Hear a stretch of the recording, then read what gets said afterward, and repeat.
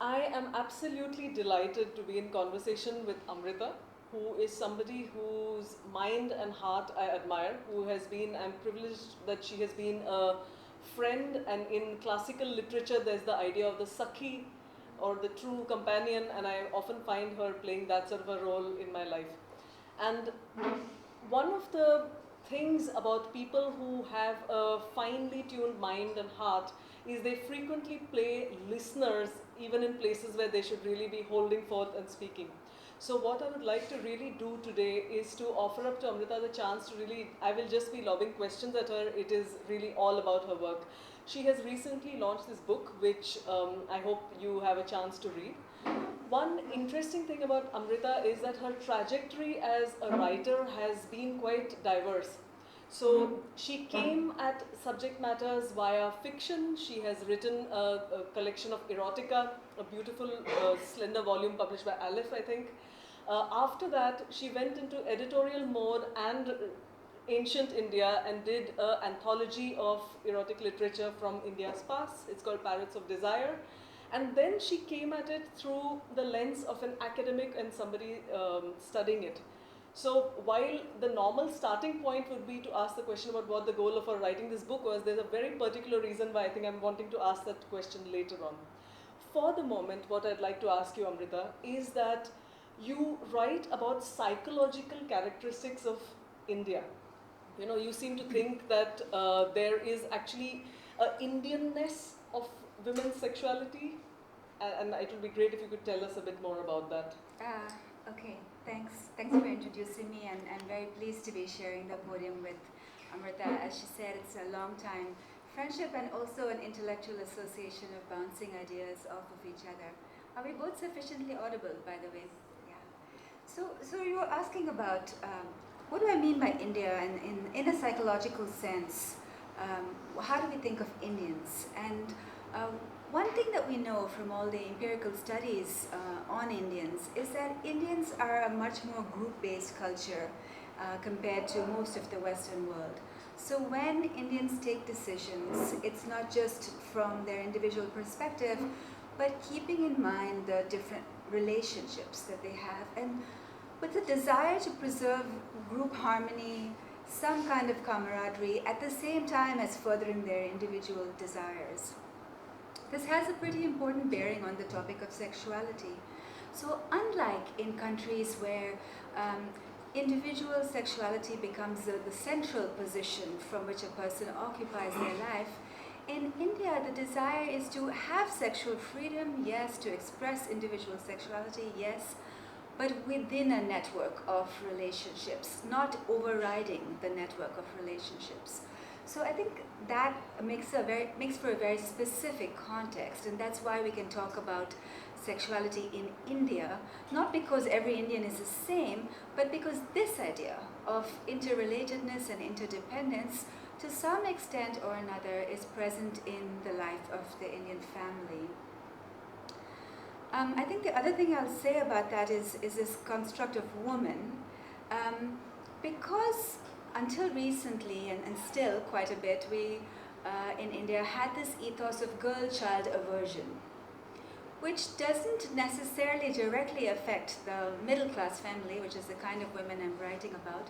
It's nevertheless present in the ethos that there's a certain favoritism, even in the infrastructure that we see there. There not enough street lighting, not enough clean women's toilets. There's a favoritism towards men in the overall ethos.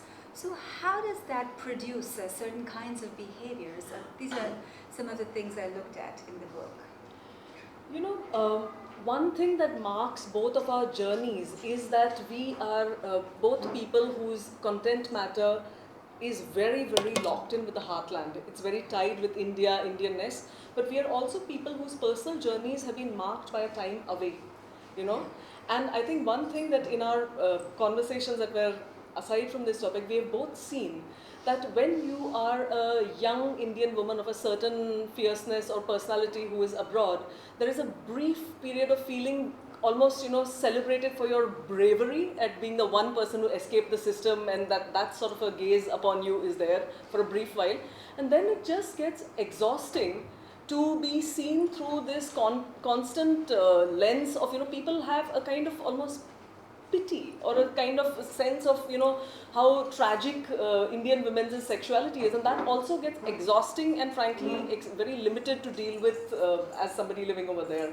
Why are you personally averse to this book being seen as something to do with oppression? I know that you struggle with the word oppression continuously appearing with Indian women's sexuality per se. Yeah, yeah. So Amrita is right that living abroad, one of the first things that you notice is that there's actually a gaze upon India and Indian women's sexuality, and that gaze is one of sorrow and pity. So in some sense, there's an element of truth to that, yeah, because we do have the girl-child aversion that does create sorrow.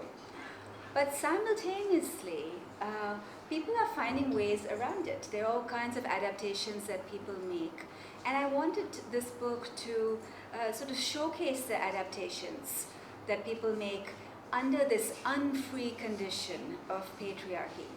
Now, if you're feeling sorry for someone, it's difficult to see how they're also managing, how they're being creative within their difficult conditions. So for that reason, I really wanted to represent these stories not as stories of oppression, but stories of creative ingenuity under oppressive conditions. So the oppressive conditions are common to everyone, but not everybody gets equally oppressed by them. True. And this became very fascinating for me. True. Now, coming back to the specificity of the book itself, okay?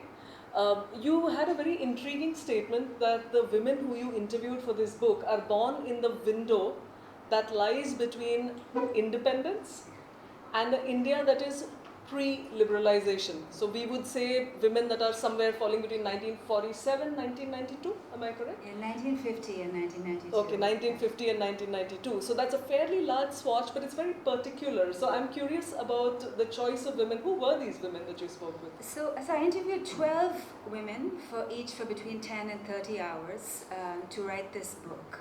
And they all had their birth years between 1950 and 1992. Which means that it's post-independence, but pre-liberalization. So these women are coming of age at a time where there's no longer British rule, but there's also not yet Western media in the sense that we have it today. So it's a very particular group of women functioning in a period of time where India's doors are closed to the world.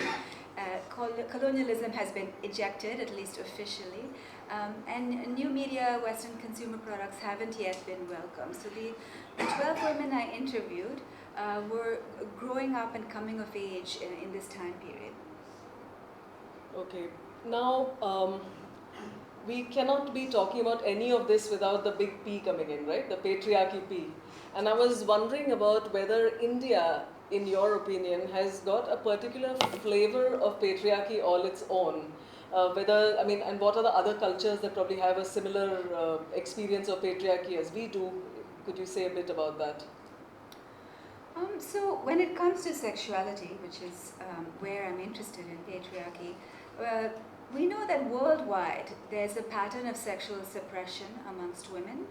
And it's engineered by these forces of gossip and reputation. So this anxiety about gossip and reputation. And its mechanism of action is through the mother-daughter relationship. That is something that's worldwide. Mothers are expected to train their daughters in their society's appropriate sexual behavior. So when it comes to this, I think India has a particularly strong, during the time period that I'm talking about, there's been a particularly strong pressure upon women to train their daughters in a very particularly restricted way. So daughters is freedom and also their excitements. Mothers were put in a position where they were in charge of restricting their daughters' excitements to the appropriate level. Tell me why you're laughing. I'm laughing because, there is always some tones of autobiography in the reasons why one will laugh at this. But I think by and large, I think what is striking to me is what you said about gossip. like it felt to me like through my entire adolescence and teenage years, up to the point I flew the coop, so to say, lot of the actions were about how something should not be done because somebody else is entering the line of view. The electrician is coming, therefore, hey, get off the sofa, you're not going to be sprawling about napping, you can't be doing that. Or this sort of thing, or your father's coming to the house, so, go wear your bra and come out. Like, I'm not sure. So there is constantly you checking what you're doing. And also, this is the lighter vein of it, but the larger vein of it was that there was just, everything was so damn serious about sexuality. Not just serious, but sex felt like something you die of. Like literally, like basically like protect yourself until the point it's inevitable, because this is kind of a dangerous. So, yeah. And I think to add to that, at the very center of life in the Indian family is this idea of men outside the family have this rapacious desire that can't be tolerated, that women you have to constantly be careful because they might get aroused. So there's a very, in fact, I think, unfair idea of men, and a real anxiety about being watched, and somehow inadvertently arousing men through your laughter, through the way that you're sitting, through how you're walking or talking. Frankly, unfair to everybody concerned. I mean, that poor electrician is coming in to do his job, dude. I mean, like, give him some amount of benefit of the doubt as well. Not to mention the little girl who has barely come into her own and suddenly she needs to curl herself up into this shape to keep her bosoms from being visible to the world or whatever, Yeah. So mothers are put in this especially unfair position. So fathers rarely would tell their daughters about this. And it was the mother's job to make sure that her daughters sort of fell in with these patriarchal roles. Amrita, can you tell us a little more specifically? Now, obviously, I mean, when you hear about it stated just thus, there doesn't seem to be anything great about oppressing your child. I mean, nobody wants to actually own up to the fact that they're oppressing anybody. But what are the very real restrictions that come out of these kind of this kind of policing that families pull off in cultures such as ours, diverse as they are? I think at the heart of it, girls are taught to mistrust their bodies and to have a great deal of anxiety about their bodies. And this really affects their confidence in the future. So if your body has to always be watched for signs of something dangerous leaking out of it, you can imagine how this affects the overall pattern of your life in and out of bed. I like to say that in the bedroom and in the boardroom, the idea that your body will somehow betray something that it's not supposed to betray, arouse the wrong kind of attention, I think it haunts women's everyday lives, and it creates first a mistrust of the self, and second an over-attention to attention and to performance, to how you're perceived by other people. So whereas I think men have this freedom to think about what they think about themselves, women are so quickly and so at such a young age redirected to what other people think about them that you always split between the two. And this again affects women in a whole host of ways, and that depends upon the individual women. But it's always a very fragmented existence. Well, as somebody who has zero interest in being policed, one still has to say that if the streets are as unsafe as they actually are in this country, and that's hardly a myth, it does make sense that people would be interested in protecting people. But I guess the thing is to walk that fine line between keeping somebody safe and not completely surgically removing any aspect of play or pleasure to do with their understanding of their own sexuality. Yeah. I mean, I think that parents are pretty unclear themselves as to what is the street situation and what's the home situation. And I think things are better now, and they've perhaps been better in Goa generally always. But between the years that we're talking about, between 1950 and 1990, I think parents internalized the street situation to the home. So in the example that Amrita gave, that a male worker, an electrician, a gardener comes into the house, and there's this frisson of anxiety around the daughters in the house. This is not to do with the street situation. This is to do with the familial situation. The idea that your father, your uncle have to be covered up for. It creates an anxiety within the home, and I think that the damage really happens here in this position when parents, especially mothers, since people's assessment of mothers as characters was also based on how they police their daughters. That's true. Mothers' value in the world depend on how well the policing was pulled off. Yeah. So mothers didn't have a chance in this time period to really think, wait a minute, is it actually unsafe for her to keep having a nap while the electrician does his thing? That thought process was not given time. Because the mother is protecting also her own value in the family and in the world, and so she has to jump in with her interventions very, very quickly. There's this great inequality, and we don't think about this enough. We think about the division of labor and how unfair it is. We don't think about the psychological division of labor, and women unfairly bear this anxiety. Men do not have to think about it. They count on their wives to police their daughters, and this is something that's settled between women. It's also not, I think they're extremely willing accomplices. Like, I know of mothers that will beat off fathers with a stick that are trying to be too involved in braiding somebody's hair or being too involved in a little girl's way, you know. Yeah. So it's a protection of a turf almost. Yeah. Well, there's actually a bunch of research now in the Western world, not yet in India, about how mothers protect their turf and don't allow fathers sufficient entry. And that starts in small ways, like making such an immense hoo-ha about a man who makes a mess in the kitchen that he's not going to come in a second time, and then that extends into other things as well. Yeah, we have to give men a chance to learn, and we can't make mistakes, figure things out, just as women also deserve that chance in other domains of life outside the home. Men need that chance in the home. Would you say that just as there is a male gaze, there is a female gaze, and there's probably a need for it to shift vis-a-vis how female gaze rests upon men of all stripe and size and description? Yeah, absolutely. I think we need to understand that male arousal is a little more complex than how we imagine it to be. I also think we need men. We need men even for a sexual revolution. We don't need men simply as objects of desire and for mating, but we need men to play an interlocutive role in the family, so that mothers and daughters are not locked in this half Nelson of I will control you just as I was controlled. There's also a tendency to replay this control. One of the things that we know from the studies on gender is that mothers aren't often in touch with how things have changed in the world. They know what they grew up with. They know that it's very important for mothers to transmit these values to daughters.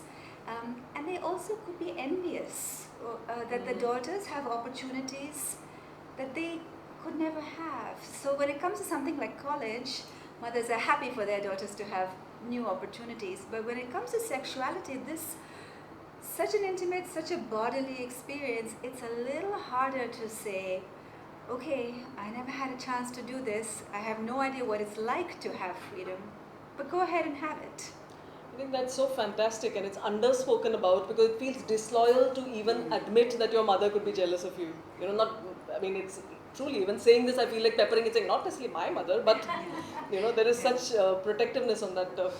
But I think it is something Indian women really grow up with. Like, I recall that in most Maharashtrian middle class families, the continuous refrain used to be, like, if I checked out the mirror when I was 12 or somebody else did, the thing was, aho rupavati gunavati hua. Oh, beauty queen, learn to be rich in values instead. So it wouldn't do to be a beauty queen who was also rich in values. It was that, exit this room and enter the other in some ways. Yeah, this splitting, this kind of double self, which again, something that men don't have to think about very much. That who you look like, what your body is like is different from who you are, and that you should try to be more something different than what you appear to be. Amrita, there is one particular thing that you had spoken about which I found extremely fascinating, which is about men actually in some ways imagining women as part of their psyche. And it had not been clear what you meant by just that sentence, but when you explained it, it really opened up things for me. So perhaps you could tell us more? So people often ask me, as a psychologist, why do men control women so much? What is it about women that elicits a male desire to control them, including women that they are related to? And so we have an idea about this in psychology. There's no way to measure this really, but in psychoanalysis we have the idea that men are born from women. They come from women's bodies. And then they lose access to women's bodies. So you begin with the free access to a woman's body that loves you and that feeds you from her body. And then the access to women's bodies is lost. So in the psychoanalytic understanding of patriarchy, men begin with a loss that they have to make up. And so a lot of the phallic behavior, the control of women, is an effort to cover up this gigantic gnawing loss that a woman's body was once freely available to me, now it's not. So it results in a behavior of controlling female bodies to cover up this memory of loss. Now, there's lots of ways that this loss could be processed, but unfortunately patriarchy doesn't allow men to grieve, to say that I once had a woman's body, I lost that woman's body, and now if I want access to women's bodies, if I want women's bodies next to me, I have to exercise myself. I have to maybe be nice to women. I have to invite them into my world. The part that you said and the part that you didn't say, which we come to, is that men see this, but I think a lot of girls from this culture have no similar memory of that degree of access to their father's bodies. Like, I don't know what it is like, but like after the age of 2.5 or 3, like that becomes like a touch-free zone. You're not sitting on the lap, like the baths will quickly stop, like there's all kinds of, like the father's body itself, like the hugs become side hugs, awkward, like I for my generation, maybe it's different now for the younger ones, but there is a lack of similar access to male bodies perhaps, and is there something? Yeah. Absolutely. So if you just think about, what Amrita just said, let's think about the difference between men and women. We know that how your imagination works depends on your memory. If you have a memory of a reliable, available female body as a man, but you don't have a memory of a reliable, available male body as a woman, it sets up a difference between the genders in terms of your psychology. So men have a certain confidence around women because women were always available to them. Women could be screamed at, fought with, and were still available. Whereas little girls and who become women have an anxiety about the availability of male bodies. They were never there. They had to be treated very nicely if they were there. We know all the research on the Indian family tells us that fathers are not ever exposed to anger in the same way. No, they're not. Mothers' jobs are to prevent Yes. fathers from experiencing anger. Let us think about this in the bedroom and the boardroom. If we are to confront men on topics that are germane to our area of expertise, and the whole explanation of mansplaining, is that there's a certain anxiety about confronting men which stems back, harkens back to early life. Male bodies are not reliable. So how can I challenge a male body if the presence of the male body is not reliable? And if your principal custodian is the active one who enforces that you cannot be talking like that to your father, which is your mom, Yeah. So Yeah. So how to talk to men in and out of the bedroom, given this memory, and likewise, how do men talk to women, given the surety, the certainty of the woman's position that at least used to be the case in the family that we're talking about? So this is stuff we can't go back and change. Like, these are our childhoods, these are our babyhoods, these are the fathers that remain beloved but who give us a side hug, if at all, right? So the question is, going forth, what do we do with this? Like, it seems like the childhood memory has so much to do with it, and you don't have that now as an adult, perhaps, if you're in a certain window period. How does one include men? What does one do now to include men in these conversations as one repairs matters for oneself individually and in a larger sense for the sexual revolution? So there's a couple of different things that come to mind. First of all, speaking about the imagination and how in the imagination, if men and women are very separate, then their functions also seem very separate. As we share labor, including emotional labor, then we can start to have the idea that the bodies may be separate, but the possibilities may not be so separate. That I, as a man, could, cuddle my daughter and cook a meal for her, or I, as a woman, could be very active in the boardroom. That we start to think outside the confines of our biological sex into the possibility of cross-gender identifications. The other concern, which is a much more difficult one, is that we need to grieve what happened during this 50 or more year period in which women and men had such separated roles, excessively separated, such policed affections, which many women and men can't change. They can't recover from it. And they might feel quite sad about it. Many of the people I spoke to when I was writing this book had a real sorrow about losses experienced to the bodily imagination under patriarchy. I talked to a woman who's a grandmother, and she said, I just always wondered what it was like to be with another woman. But this is not something I could ever enact or even say to anyone that I was imagining. So as a group, I think there's something that we need to do in our minds to process this sorrow. And if we keep this sorrow in mind, then as young people get more freedom, including sexual freedom, they also have to come into a fold that's full of also sorrow. So there's a mixture of sorrow as well as a gain in freedom that we have to process. Amrita, I think one of the things I remain in personal gratitude to you is that as somebody who basically made her way through the world as, in some manner, tough guy, like that was my personal style of navigating things, to come around to the idea of grieving is something that I would say that conversations with Amrita really were a gift, like personally a gift to me. And I think I'm going to come back to that at the very end of our talk. But before that, the big, vast, gorgeous elephant in the room is mothers.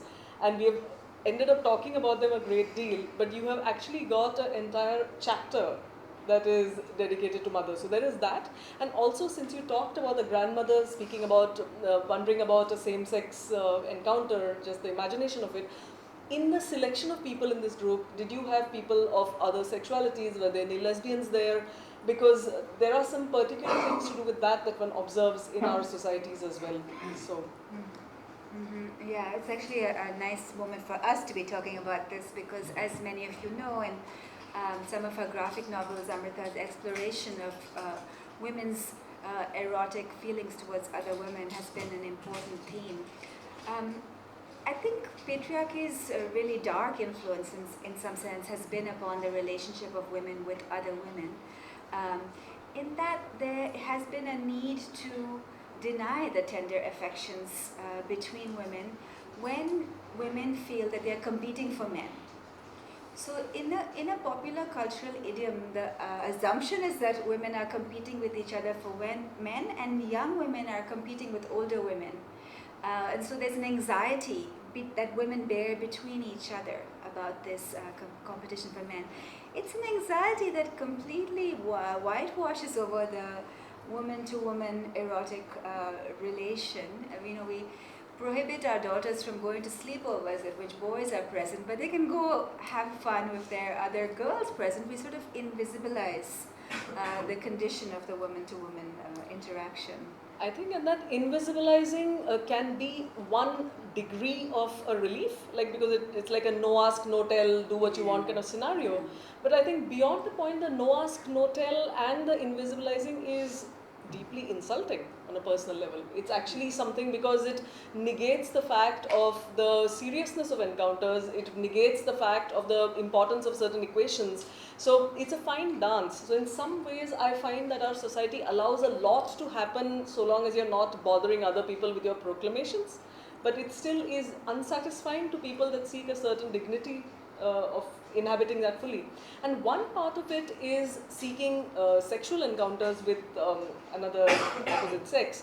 But one part of it also has a large thing to do with asserting a fluid self-image as being more androgynous or being more butch or being more, a certain way. Both of these are something that Indian women, I notice, who are born in this glorious window period that you talk about, often find the freedom to explore only in their 40s. The children are raised, the husband has been endured for long enough, or like whatever else this particular situation may be, but they find themselves able to actually come to that much later. Some of them find themselves able, and the others seethe in this sense of loss and jealousy of women who are able to find it. And I think that's one of the questions that has really maybe tortured me, if you will, during the writing of this book. Jealousy thing is a biggie, I think, because I think there is such a resource paucity on so many fronts that women in this generation have also really suffered from jealousy in professional circuits, where you can count on other women not standing up for you, which is a fantastic thing that I find changing in the younger people's power dynamics with other women. But we really experience that a woman is not going to be your ally, right? Which is a paucity situation. Similarly, with the sexuality aspect, I think some of the gossip angles that you spoke about on this front are also worth exploring a little more than we already have. Yeah. Because one doesn't seem to face the same in other societies as much of Western societies, weird societies. Well, in the work situation, in the first example that you gave, the idea is often that men have all the power. And so one must ingratiate oneself with the male in charge and with the men who have power.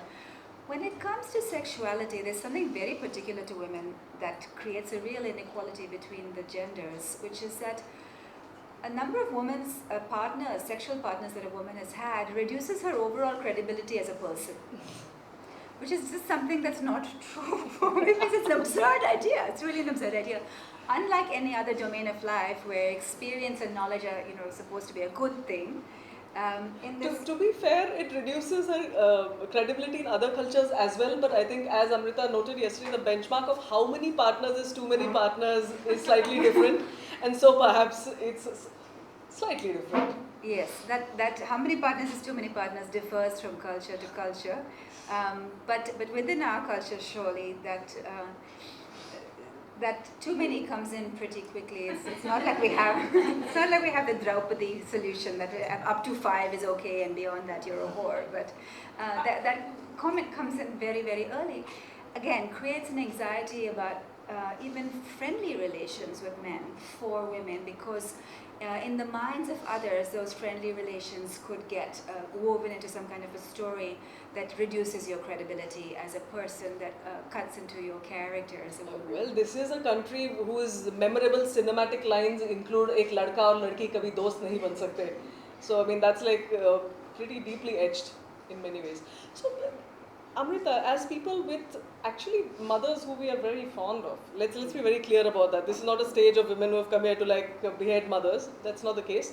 I know that my second graphic novel, Adi Parva, while it's based on the Mahabharata, has a large exploration of mothers, ambitious mothers, unsentimental mothers who will terminate a baby that's just born.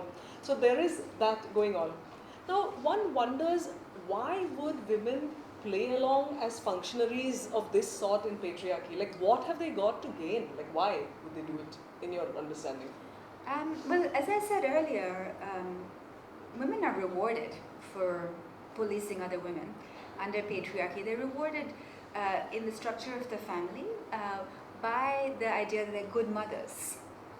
And they're rewarded in their own imagination, that they are carrying out their dharma, that they're carrying out their duty, and maybe at an even deeper level, that they are creating a sense of continuity between the generations, which historically has been a woman's place to do. So the policing of femininity and of how feminine your performance is of yourself has historically been a source of pride for women, that you're praised for having beautifully attired daughters who are dressed up in their long hair, oiled hair with saris and flowers in their hair. It becomes an internal reward, that you feel a sense of satisfaction as a mother, as well as an external reward. Other people are telling you that this is a wonderful thing that you have done. And the side of it that is the tyranny at which these beautiful daughters are extracted can't get spoken about enough. Can I talk about something else that doesn't get spoken of enough? Now, this is the obvious stuff. I think here a lot of it is the choir in front of us. They agree with you on everything. Can we please talk about the fact that it can be nice to have sex with patriarchal people? Can we talk about the fact that women may genuinely enjoy certain dynamics of that? And I think one of the fantastic things about your book is that it doesn't throw this idea out of the window, you know, which is that there is one way to be a progressive person or a feminist or a whatever or a whatever. I mean, there are definite aesthetic pleasures about encounters with powerful people, about encounters with very patriarchal, because it comes with things. So can you talk about absolutely. That? Thanks for that. You know, one of the central things I was looking at in this book was how women feel really conflicted about the people that they choose to have sex with. And one of these conflicts is that women who are very feminist, who take a lot of power in the external world, feel terrible about their desire to have sex with very patriarchal men. They feel terrible about wanting to have what I call the sexual aesthetics of surrender. That they want to be on the bottom, that they want to be courted in a very conventional way, and they feel shame about it. And at the other end of the spectrum, we have women who enjoy violent or consensual violent sex, also feeling terribly ashamed about it. So the people who want very vanilla sex and the people who want very violent sex are all feeling a bit embarrassed in the current situation of not being more progressive. And I'm very much on the side of desire. I'm very much on the side of, you get to have sex with whoever you want to. And nobody else gets to tell you that you need to be more progressive in your sexual desires. Because these aesthetics, I don't think there's something that we can change. We can try to desire better, but we can't fundamentally, if you have a wish to have sex with a certain kind of very patriarchal male, the kind of guy who's the boss of the house, if you like being bossed, that's... But Amrita, it also negates the fact that somebody who is calling the shots, who's like a boss lady outside in the world, it's tiresome to be that all the time. So, I mean, sometimes it's just great to hand over that reign to somebody else, and also not to forget the fact that you had actually brought to light that patriarchy actually treats a certain kind of woman with a great deal of, there's a certain way of being emotionally that is very rewarded over there, and it can be aesthetically very good, I guess. Yeah, I mean, I think what we really need is for feminism to be more understanding of that. Yes. For women feel at odds with their own feminist sexual politics when they are indulging their own desires. So they kind of dono taraf se nuksan hota hai, in the sense that on one hand, patriarchy is oppressive to women's sexuality in certain ways. On the other hand, feminist politics is oppressive to women's sexuality in certain ways. So then, how do you find your voice within that and still have a good time? And for things also not to be so serious. Thank you very much. As you said earlier. I think the heavy part of all this is that women they have less experience of being agents of their sexuality. They have less confidence, but they also don't get to be as light about it. I think there is an anxiety that lightness and slatternliness, as families perceive it, are like walking hand in hand. That if you are too light about it, then you're going to be taking it in a frivolous way, but not necessarily. You can be a deeply serious person who is not frivolous and yet able to play. I mean, there is use a very intriguing term called how to desire better. Could you tell us more about it? I mean, that idea comes from Amiya Srinivasan, actually, and some of you might have read Amiya Srinivasan's book, The Right to Sex, and Amiya says that men need to learn to desire better, to come out of the more pornographic model of sex, and to have a model that allows them to, that you risk yourself in sexuality, that you don't just have the most comfortable, patterned sex that you are used to having, but also to this expression that girls often approach me even at this stage in history, I really want to be taken seriously. If we extend that to the bedroom, there's something really heavy that it brings to sex, that every sexual encounter needs to be a very, very serious one. And if we look at the way we're, in the sentence, we're building in this idea that having sex with someone is something that could take away your credibility as a serious person in the world. I cannot help asking this And it's a bit dark for me to see the demographic that's sitting over here, but one of the things that is very interesting is that the women born after 1992 actually have inherited a different world. Like a lot of the things you speak about over here are null and void, irrelevant. Some of them have inherited ease of passage in certain regards, but some new and unimagined traumas of the sort that the older women had not also thought of. So, I mean, the idea that even revolutions are not pat affairs with very clear structure that follow this, this, and this, and you're ready to go.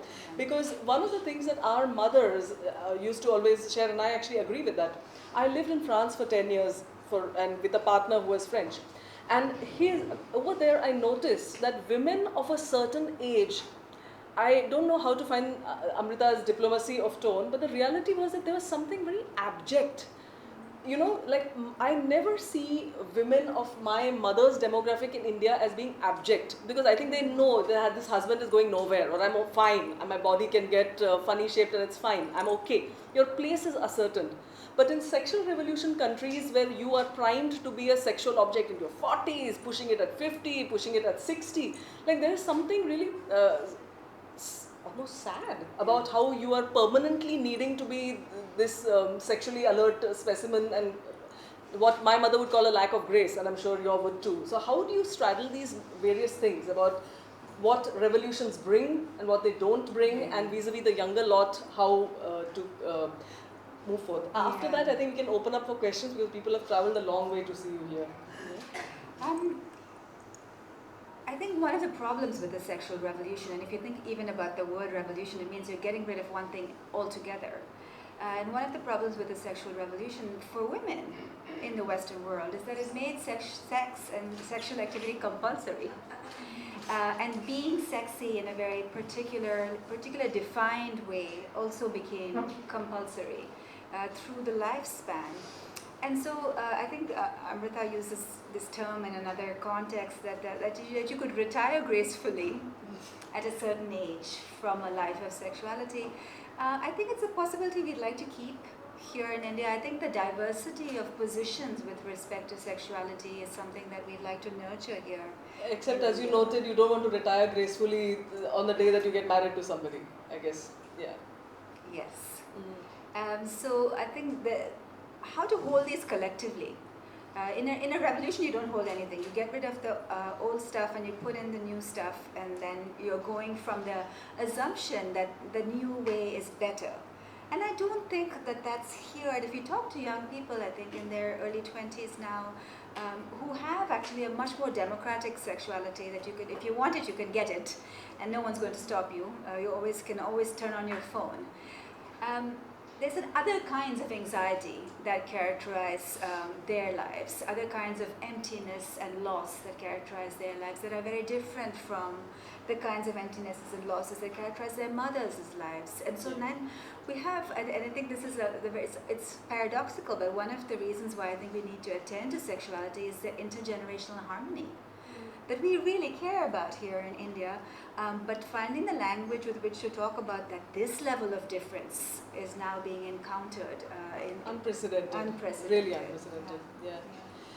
If I were to tie the threads together, we are seeking quite surely a sense of play. We are seeking a sense of not being so damn serious, of being able to just enjoy your body. I mean, it's so short-lived, no? I mean, so little time. So there is that. But on the other hand, how to reconcile with your idea of mourning and the necessity of these two, like this quest for joy and the need to mourn. What is this thing with mourning? Can you just tell us before we open up? So in psychoanalysis, in psychology, we have the idea that if something sad happened to you, like you grew up and for 20 years you couldn't express that you were a lesbian, for example, or for however many years you couldn't express your desire to someone. If something sad happens to you, it takes away your energy, if it was sad and important. So mourning, speaking about that sad thing, crying about it, expressing your grief, releases your energy again, and you have the availability to do other things, to be more playful, for example. So in a way, mourning and play are related constructs. the problem becomes, how am I supposed to attend to what I'm grieving about if someone else is being really playful about their sexuality right in front of me? Mm. And I don't know how to answer this question. I mean, I wrote this book partly because I have this question that I need help answering this question. What was your goal in writing this book, Amrita? I mean, I think it was a personal mourning for sure. And I saw some of this happening growing up. I listened to the women telling about the kind of heaviness that they had. And I thought, if I put this heaviness into a book, if I put some theory around this heaviness, maybe I can handle it better and maybe other people can have. We need a document of what happened because in 20 years it's going to be unthinkable that And this there's was the nothing case. else that exists other than one book written in Babadam's time. Well, 89, Kakkar's book, Intimate Relations, is Okay. 1989 is the last book. It's a long way. Yeah, it's just some time ago. And now that we're in the internet age, this kind of nuance, it'll become absent to the eye. So I wanted to create an archive of what it was for women to live with these policed sexual lives between the time period that I'm talking about, but to create an archive so that we can forget it and play also. So we need to first acknowledge it before we can. So you can forget move on about to it your so other that books. We can move on, yeah.